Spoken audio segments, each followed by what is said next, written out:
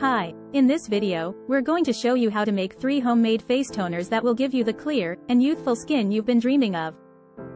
First up, we have a toner made with apple cider vinegar, green tea, and honey. Apple cider vinegar helps to balance your skin's pH levels, while green tea is packed with antioxidants that fight free radicals. And honey is a natural humectant, meaning it helps your skin retain moisture. Mix all 3 ingredients together and apply it to your face.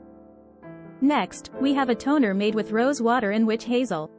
Rose water is great for soothing irritated skin, while witch hazel helps to tighten pores and reduce inflammation.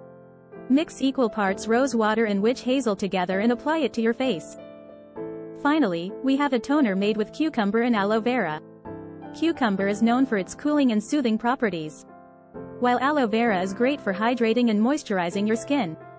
Blend a cucumber and mix it with aloe vera gel. Apply the mixture to your face. In just a few simple steps, you now have 3 homemade face toners that will give you clear, youthful skin without breaking the bank. Give them a try and let us know which one works best for you. If you found this video helpful, don't forget to give it a thumbs up, and subscribe to our channel for more amazing videos. Thanks for watching.